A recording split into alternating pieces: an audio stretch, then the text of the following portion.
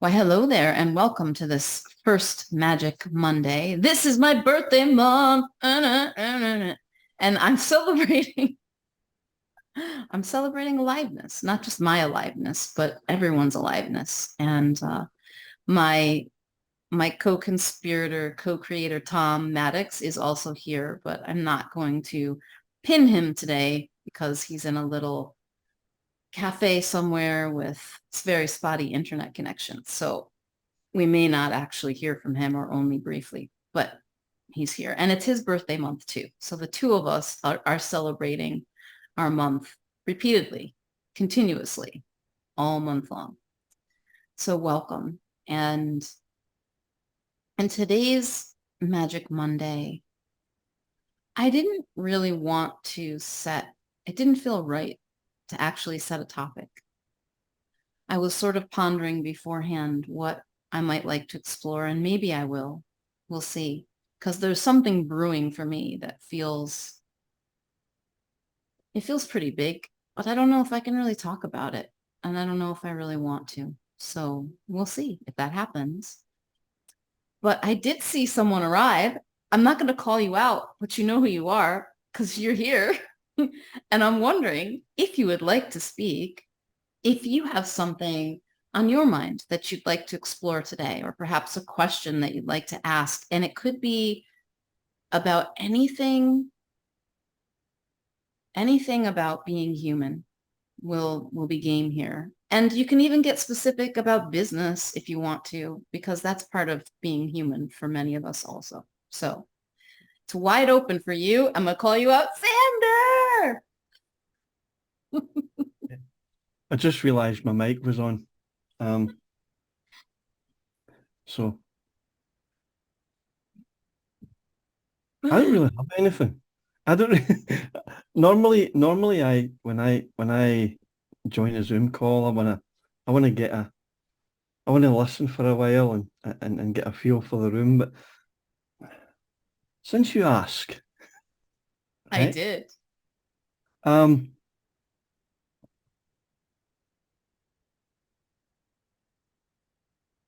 I don't I don't generally ask questions, right?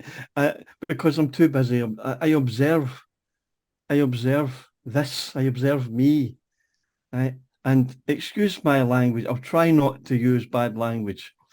But something that come to me this morning was that my ego is an a-hole, right? My ego is right. Um, Not someone I want to hang around with, right? Bad company. And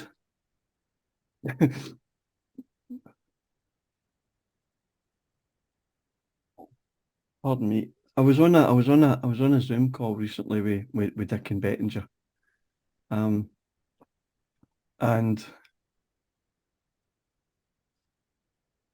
I actually because I like cut and edit the video and all that sort of thing, I get to like I've got to really concentrate on it after the fact. So I'm really, in some ways, I'm not there when it's being recorded because I'm in charge of the recording and I want to make sure that I don't know, I'm hosting a call kind of thing.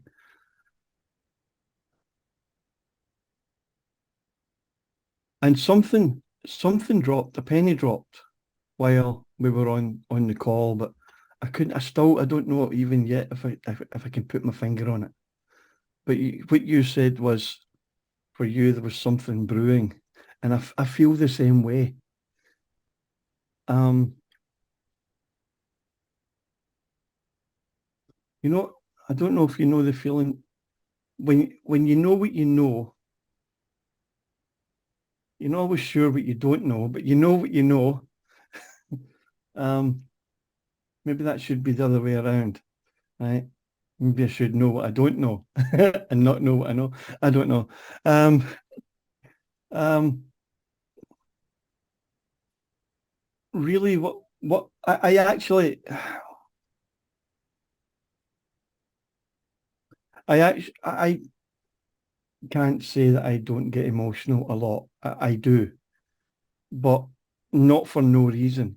It really takes something really has to like touch me before it gets to the inner the inner side of me, if you will. But something, not just something dropped during the call, but afterwards when I was watching, I actually was drawn to tears the second time I watched it. This was before I even started doing any edits on it.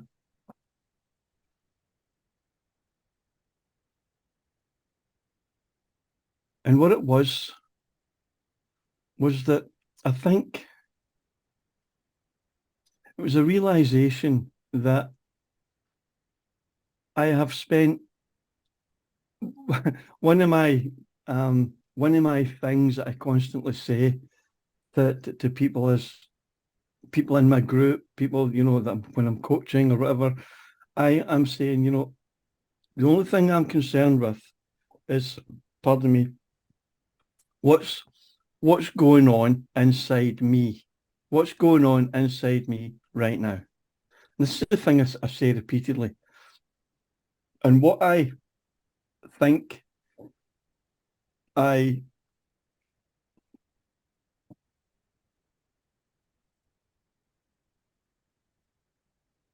happened was that I realized that I was paying so much attention to what's going on inside me that I was forgetting to be silent for other people. I was forgetting to be, and yet I wasn't, because I had some successes. I don't know, but something. I mean, when I say I had some successes, I never had any successes, right? um, that's like an oxymoron, really. When it comes to coaching, I don't have any success. I don't change anything. I don't even do anything. All I do is listen, um, and point.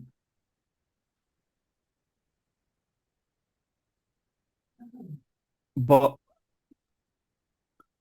something, I don't know if I can put it into words, Stephanie. I really don't.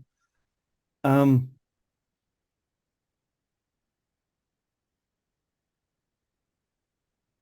but it was just one of those moments. It was one of those moments where something changed. I knew something was changing. I didn't necessarily know what it was that was changing. Um, but I had noticed something. Something was changing, and and that was enough. I don't need to put labels and call it out and name it and claim it and all that nonsense. I just don't have to do that. Um, I call a lot of things nonsense, by the way. If it's mainstream, it's nonsense. But this is my understanding, the way I approach things. But yeah, it's difficult to talk about when you don't know what it is you're talking about, right? Yeah. So,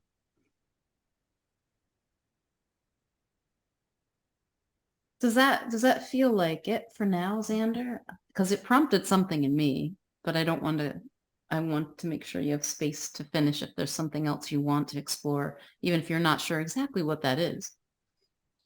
I've listened to that recording 4 times now. I listened to it this morning before I gave it a title, and finalized everything. I watched it twice when I had it in my possession, and then I was on the call. So it's 4 times I've heard that discussion, and every single I know they say this, it's um. So every time you pick up a book, you find something new. You forget what yeah. But yeah, I don't know. What I think what that's was it. it that you heard that moved you, even if you don't know why or what it did? Do you recall what it was that was so moving? The title I gave it, no one's asking me to put titles on these things. And it's for Heartfelt Presence, right? So there was Dickon did 4 sessions, and I put a title on each one just to give it a title. And I called I gave this one the title. Let me remember. Trusting Wisdom.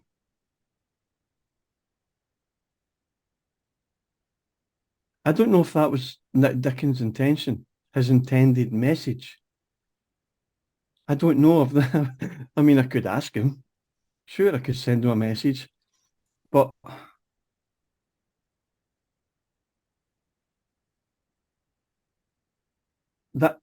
that's what I heard.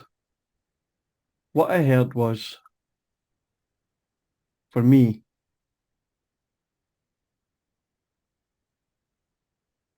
is that whilst there have been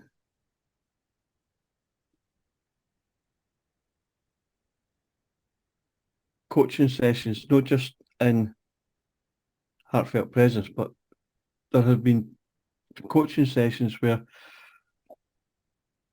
I don't even like calling myself a coach, but there has been conversations, let's say, that I have facilitated that have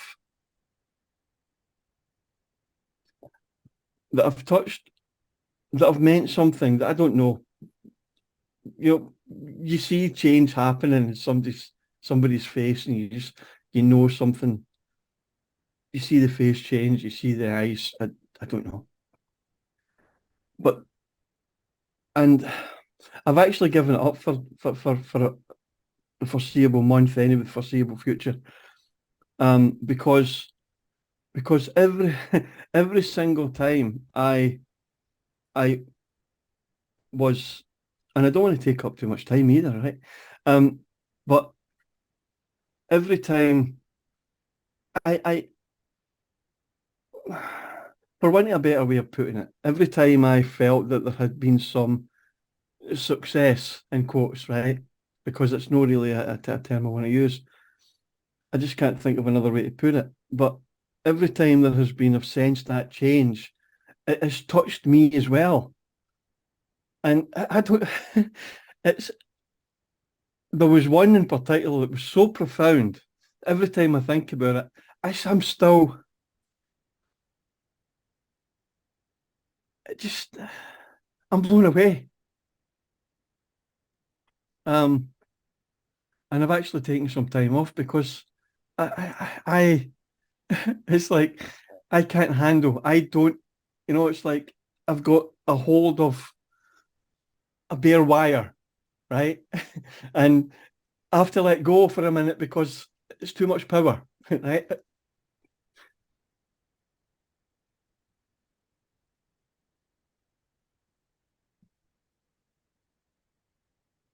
And it's almost like in that conversation, it was almost like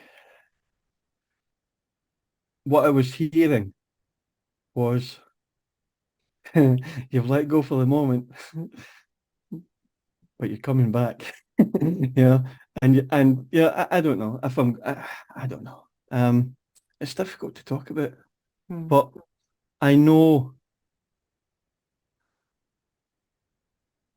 yeah, it's that sums it up.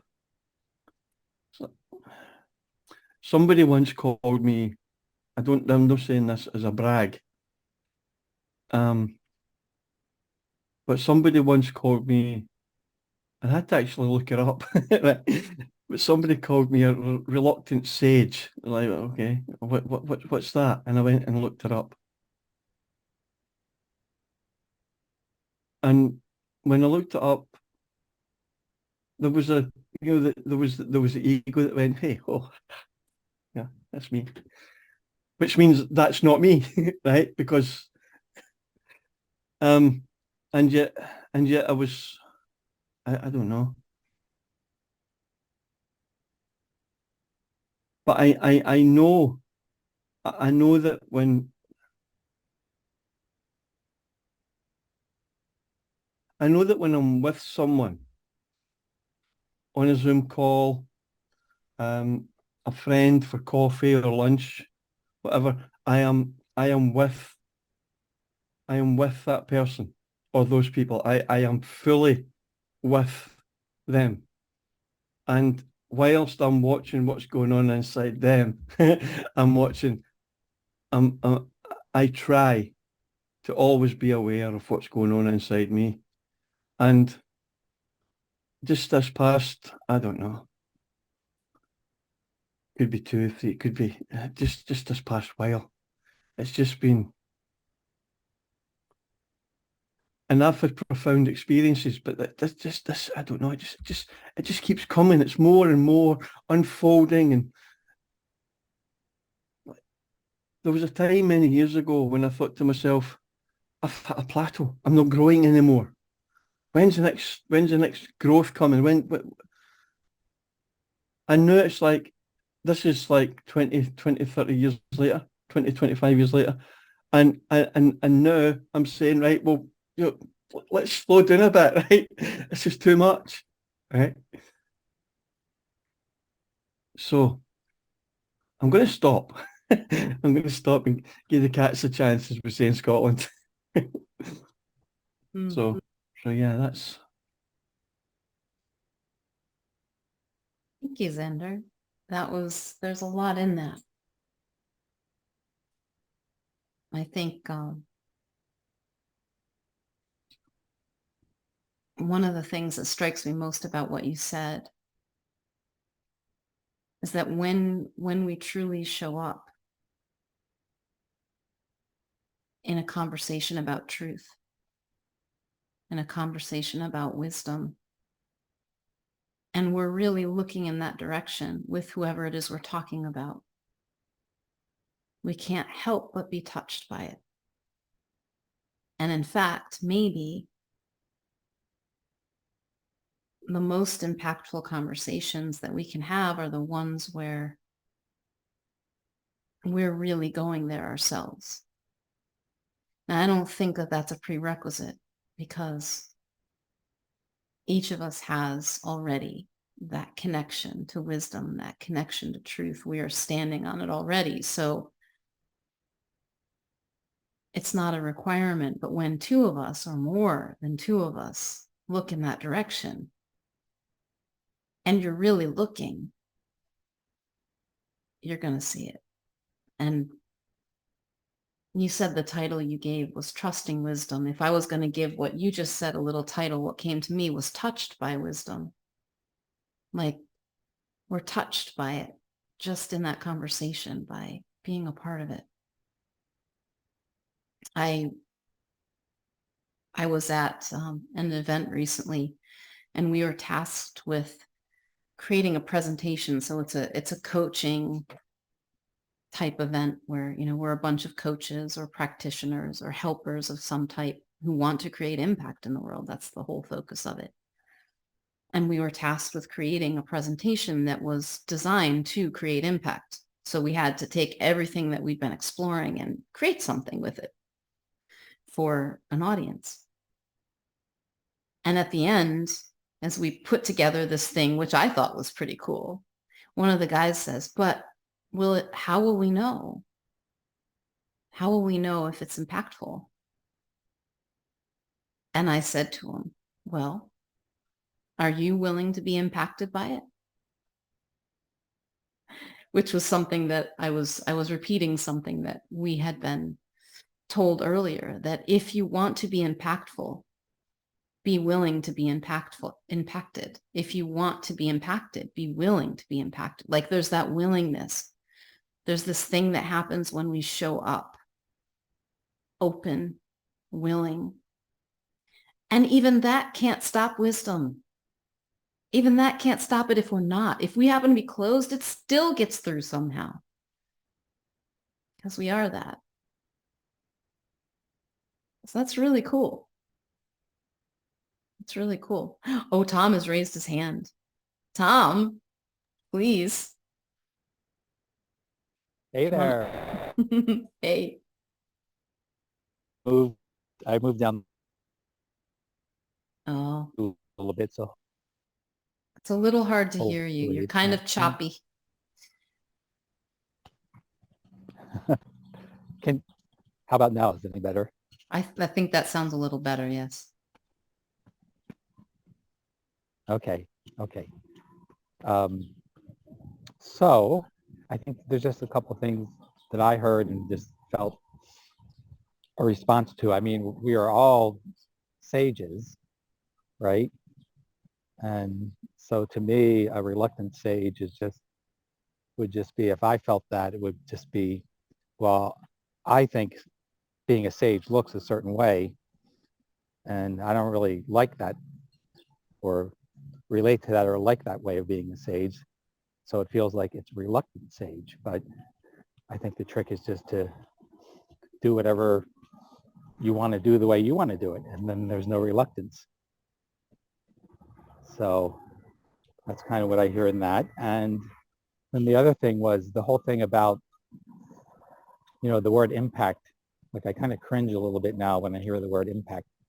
For some reason, like I just don't think impact is really relevant to me at all. I just don't even, I don't know. It's kind of like if we were trying to, like, would we ever try to impact the sun? Like in all our space travels and everything we're doing here, would we ever consider we need to impact the sun? Be like, no. And so what I think is interesting is how are we already like the sun? And I don't really think we need impact. So that can be another thing if it feels stressful around that idea of impact. I mean, if it's enjoyable, that's great. But if it feels kind of stressful or off, then I think there's something off about that idea of impact, and it just to me is not very relevant to me. So anyway, that's what I sort of heard and responded in this. Thanks, Tom. That is really interesting. I like thinking about that. When you try to impact the sun, I think somebody did in one of those Greek stories, right? Who was it? Daedalus flying into the sun? Maybe he tried to impact the sun. Didn't work out so well. Well, apparently, I think that was Icarus. Yeah. Icarus. Oh, Icarus. Thank you. There it was, Icarus. But he didn't. I don't think he was trying to impact the sun. He was just they told him not to. If he flew too high, he would get too close to the sun, and the sun would melt the wax on his wings, and that's exactly what happened.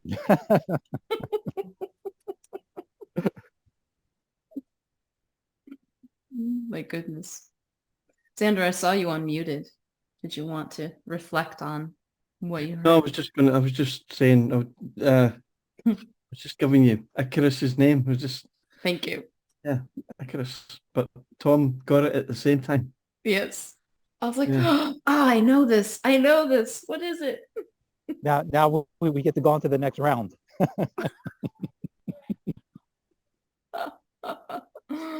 Oh, that's good. Yeah, there's something about the less I think about myself, either as a sage, a reluctant sage, or whatever I might call myself, the better my experience is. I would just rather not call myself anything. Yeah.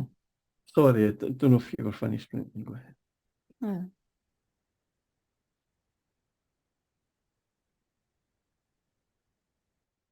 There's something else that was coming to mind when you were speaking earlier that I'll share, because I think this is really cool as we're exploring a little bit about conversations about truth and how we show up in them.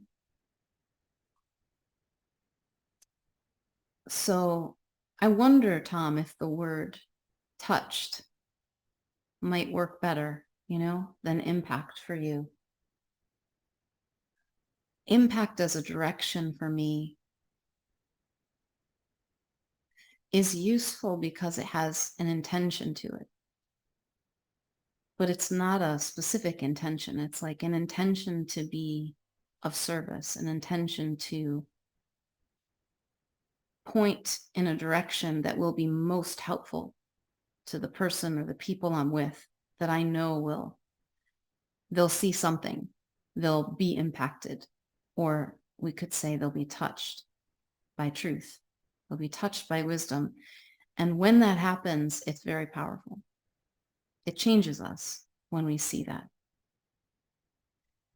So it's become a direction for me because I've realized that showing up as a listening presence, as a space, people will hear as they settle, they will hear, they'll touch the truth themselves in that space of presence as we're being in it together. And that pointing is a little bit of a dash of intention, like, hey, let's look in this particular direction. Any direction we look in together, we're going to see more of. When we look in the direction of truth, it can have really powerful impact, if we use that word. So it's not like I'm trying to do anything. It's like I'm intentionally looking in a direction and inviting somebody to look in that direction with me that I know will touch me, that I know will touch them if we really look and explore there. And it always happens. And I was having a conversation with a friend of mine who has been a student of truth for years, decades. And he reads books primarily, and he studies them. Like, I've never read a book probably the way that he reads them. He's a scholar. And in the process of pursuing that knowledge, those concepts, it has touched him. And he has seen things that his logic, his intellect had said, hey, this really seems true. This really seems useful. So he would consciously then take that knowledge and create beliefs for himself and then attempt to live into those beliefs. And that took it deeper. And this was his description of his process, but I see it mirrored in other people sometimes. And so those beliefs, they were useful, they were helpful, they were like frameworks, they were practices or tools for him that helped him to be less stressed, clearer, feel more joyful, right? So the concepts about truth became beliefs about truth. But then only recently, he's really seen the distinction where he moved from believing truth to knowing it, to really knowing it in his soul, like feeling it. And that has exponentially changed his life. It's being touched by it, not understanding a concept intellectually, not creating a belief around that concept, which, hey, those things can be helpful, but it's actually touching it. It's feeling it that makes the difference. And as I pondered that, I could see that in him. I could see the way his journey had unfolded and how beautiful that was, like how wisdom-led that was. Like he was always heading in the direction of wisdom. But it wasn't until he took those beliefs and actually tried them on. What if it's actually true that I am made of the same stuff as the universe and that I'm one with it, and that the aliveness of all that is coursing through me? What if that's actually true? And he stepped into it and he looked and he saw something that touched him. And I saw the same thing in me that I didn't know I was doing. And I don't think it was like I followed that process exactly, because I've always been touched by truth. Like I can think of all the way back to being a little kid. I can remember being moved by things, by that sense of connection, by that sense of being one. I might have called it different things, but I saw it inside the Three Principles conversation. I think it was 2 years ago. I was listening to the discoveries of Sydney Banks as presented through 3PGC and George Pransky. And I realized, oh, these three principles aren't beliefs. They're not just concepts, even though the words we use to describe them are concepts. The things they're pointing to, these forces they're pointing to are truth with a capital T. They are. No wonder everybody makes such a big deal over this. I had heard people say that. I had heard that same distinction made, but it wasn't until that moment when I saw it that went, oh my God. I've been acting as if these three principles were just really useful beliefs, and they have been helpful, and it has changed my life. And now I'm seeing that, what if it's actually something that's true? And the funny thing is that I think that sometimes the concepts and having a conscious belief can be very useful for pointing us in a direction, useful for calming us down when we're feeling something that's so powerful and overwhelming we don't know what it is, that could scare us and our little minds. But it's not necessary. It's like just being in that presence and feeling that truth is transformational in itself. Because in that space, it seems to just undo all of the thought that gets in the way of that experience. It kind of untangles all of the mental, the head trash that we've got going on. It just falls away, and there we are. And if you hang out there for any length of time, it changes you. So, Tom, I see your hand is raised again. I would love to hear from you. Yeah. I'm in Tucson, Arizona right now. And I was with some friends yesterday, and we were out for a hike in the desert, and it was I love the desert. It's just so amazing. And there was a moment there that something that often happens, and I wonder if either of you have had this experience out in nature with a group of people. Someone will see something, usually a bird of some sort, special bird, in a tree, and they go, oh, wow, look at that eagle, or whatever. And one person goes, wow, look at the eagle. And then the other person says, oh, I can't see it. Where is it? Over there on that second branch from the top. And you go over a little bit, and the second person, oh, yeah, I see it. And then the third person, usually me, is like, I don't see it. What? And then I'm straining to see it. I'm feeling bad that I can't see the eagle. And even if I could, even if I could see the eagle, it would not be very, I realize it's more the idea that I saw an eagle than actually seeing the eagle, because it's so far away and so small, and then yesterday I was out for this hike with my friends, and there was some kind of bird in some kind of tree. And I looked for a second, I couldn't see it. It's like, there's like 1,000 things I can look at in this desert right now in this moment. That's, maybe it's not a bird, a special bird, but look at that cactus.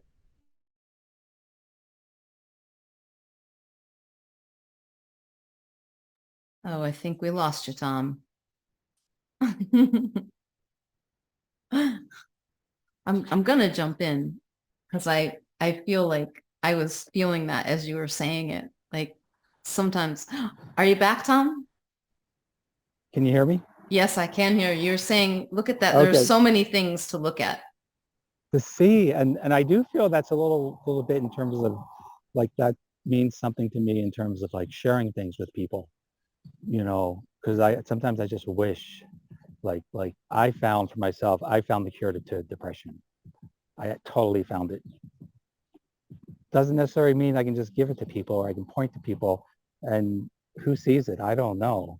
but they can see something, and I think sometimes that's the thing, to not necessarily look for one special thing, but there's always something to see. And it reminds me of this beautiful quote by Anthony de Mello, who was a Catholic priest who was of Indian descent, and he gave these beautiful talks, and he was actually talking about like losing someone in your life, and or losing something, and he just says something. There's a Indian quote or Hindu quote that says, in a field of a million flowers, why would you mourn just one? And that there's something in that, that like in the desert, there's so many things to see. Who cares if I can see the bird? There's like a million things. I can't even take in everything that's in my view. My entire life, I could not take in everything that's interesting or beautiful. So why not just, that's how I felt. Why not just look at what I could look at in the moment and enjoy it? So anyway, that's all I wanted to say. I love that, Tom.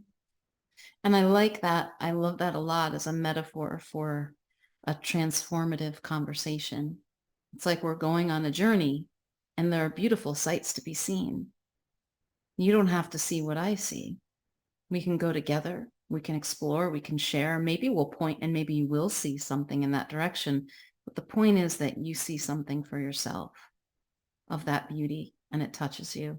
And I've thought about that as you were saying, as you're speaking, Tom, like what happens sometimes when when I'm sharing something, sometimes I share, like I've been sharing in this conversation, something that I've seen, something that I'm seeing, because I know that often people will feel something or hear something or see something for themselves in it. And sometimes I can recall people trying very hard to see what I'm seeing and they don't. I don't get that. I don't see that.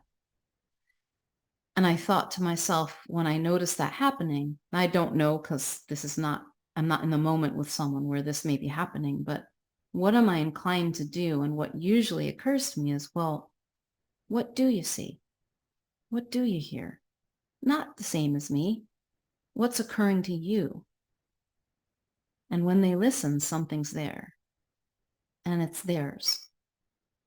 That's not mine.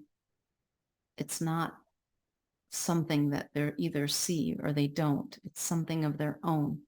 Just like Tom found the cure for depression himself.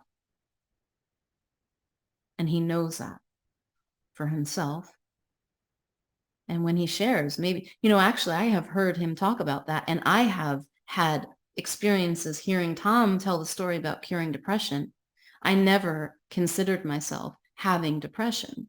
I was never diagnosed with that. And of course, I've had moments of depression or periods that I might call depression. But his story has shown me something for me about how all things change. And there's always something else to notice, even when the experience feels overwhelmingly depressed or overwhelmingly sad or overwhelmingly whatever. There's always something else. I heard that for myself from Tom's story about depression. So that's one example.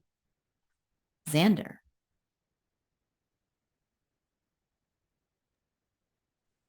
Yeah, there was a couple of things actually, Stefan, if you don't mind. You were talking about beliefs. The thing and what the thing I always say about beliefs is if I find myself forming a belief, I'm going to question that. I want to question that. If I find myself forming an opinion that might become a belief, I want to question that, right? I don't believe in beliefs. I don't like them. I don't, because they cause division. And I've tried to explain this on many occasions, but it's what I don't know. Some people understand, some people don't. So yeah, I try not. I mean, I do have beliefs, but when I spot them, that's when I'm going to start asking. One of my things is question everything. And not because of the TV advert, right? There's a TV advert in here in the UK. It says question everything. But I was doing it before I seen that advert. But I would have said on the subject of curing depression, I did the same. It was a lot of years ago. And I'm saying it because I thought, I thought Tom might find it interesting. It was many years ago. I was in the throes of a deep, dark depression. That was the way I described it at the time. The deepest, darkest depression that I would never wish on my worst enemy. And I had been seeing psychologists and psychiatrists and community teams and all the rest of it. I was on some kind of watch list or something, that was just, and I had even seriously contemplated suicide. As I used to say, I was pining for my pine box, right? And I got to the stage, it got so bad that I knew, I knew that these people aren't helping me. These people are doing nothing for me. In fact, every time I go and see one of them, I feel worse. And I woke up one morning and I thought, if I don't do something about this myself, I'm going to be like this forever. Now, I didn't change instantly. It took a lot of years, but I believe that the change began with that thought. And I'm ever more convinced about that since I was introduced to the 3 principles. That thought changed everything. It took a long time for the transition to happen, to take place, to unfold.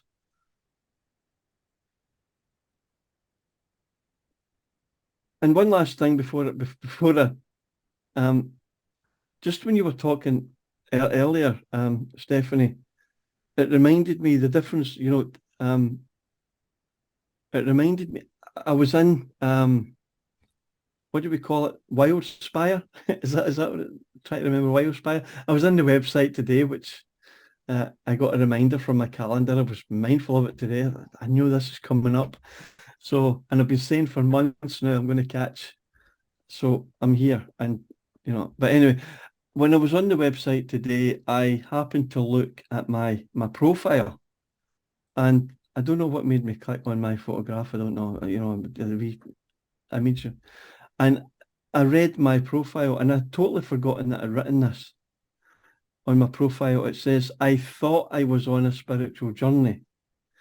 30 years later, I started when I was 24. It was okay. 30 years later, I find that it has always been a search for ultimate truth and unadulterated wisdom. Why did I put in the word unadulterated wisdom? Well, that's maybe a conversation for another time, right? But unadulterated wisdom. And it was Dicken Bettinger, I heard him say recently.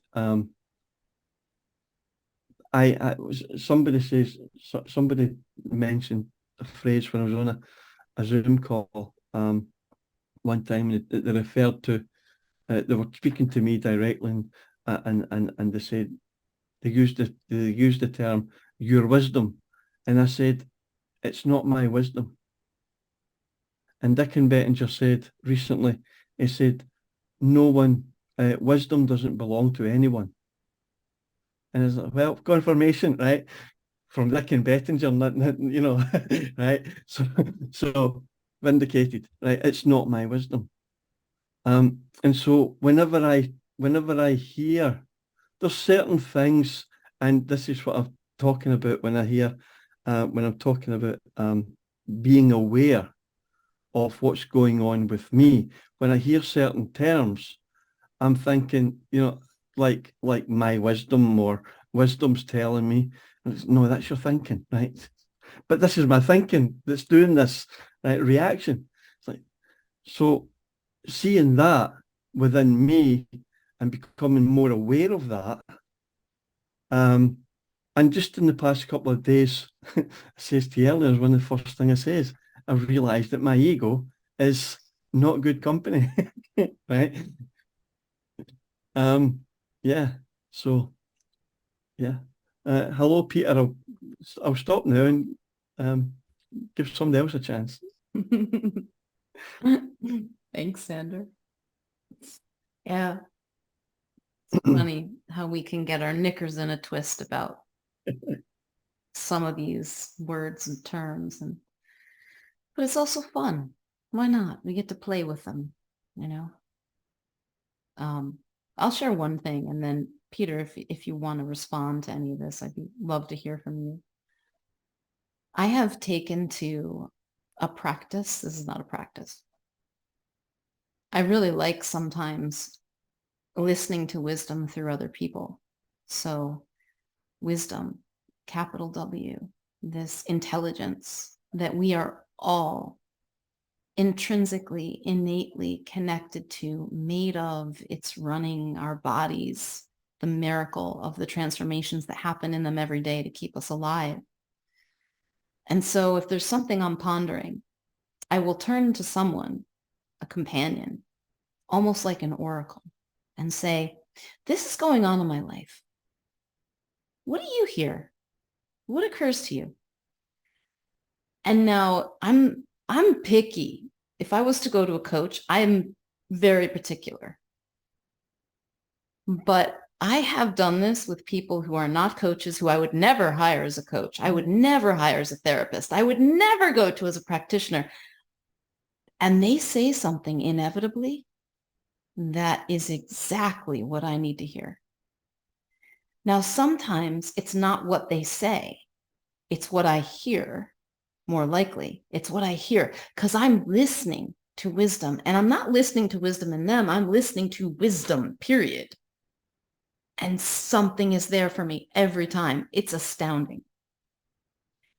And I notice that when I ask the question that way, they go to a place that's different than their intellect. That's why I've been doing it. I don't know. It was an experiment to see what would happen. And I've noticed that it's very successful because the wisdom I'm listening to, I'm already connected to. And anything I look at, I think that's why if I were to have a question in my heart and really go out and listen and just take a walk down the street, just look around the room, something speaks to me. And I could say it was the room. I could say it was a billboard that I saw, or it was these words that the person said, but it wasn't. It was me listening. It was me looking,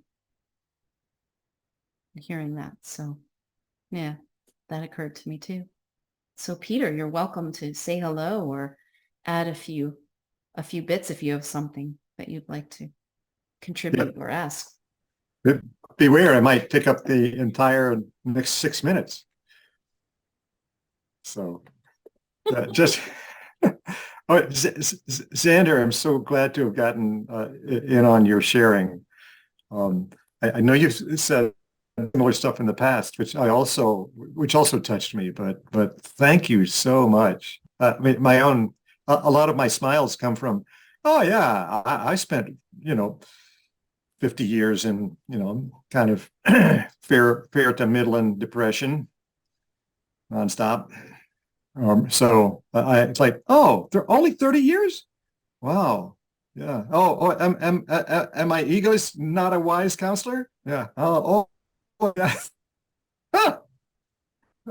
At least that was coming up for me. Yeah. Yeah. But thank you so much. Thank you. Yeah. And what's coming to me these days, I would have been here earlier, except I didn't leave Greenville, South Carolina in time because my friend, who happens to hail from Iceland, you know, was occupying too much of my attention in Greenville. He kept asking fascinating questions and kept interrupting me when I had something absolutely wise to say. He'd interrupt with, an offbeat observation that's like got us running around in new places. And so it was very, very helpful. And darn it, he got in the way of me having a nap and got in the way of me getting here on time. But it was, I just felt, well, this is what we got. This is what we got. And while I was driving, my job when driving is to drive safely and to arrive safely and kind of pray for everybody else on the road so that I am preemptively, in case there's a jerk in front of me, I'm preemptively ready I'm already praying for them. Yeah. So, and I have this little discipline I've been doing the last couple of months, which is unless I really need the energy of the radio, I don't turn it on.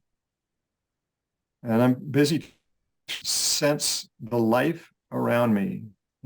If the road is pretty open, I'll sense the energy around me as best I can in the countryside.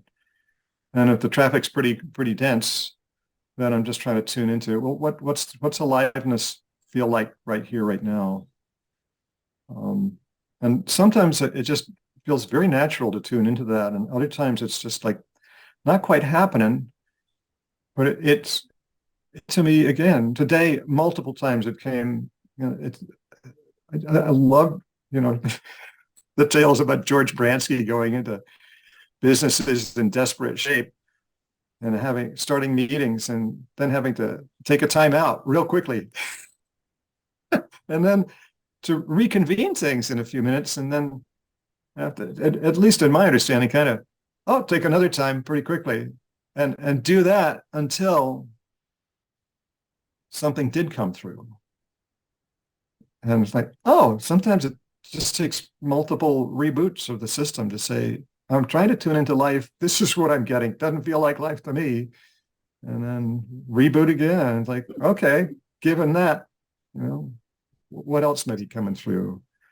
And even sometimes it's drifted into, and there's actually a life within whatever it is that I'm pushing me around and getting me off track.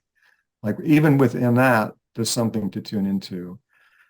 And I'm not recommending this as a set of techniques. It's just, there's just been this openness about, and it's the easiest place in the last few years where I started from was literally stepping out my front door, looking around and finding that at my feet, I don't know how it kept happening, but invariably there was a small white or a small lavender flower, a teeny weeny.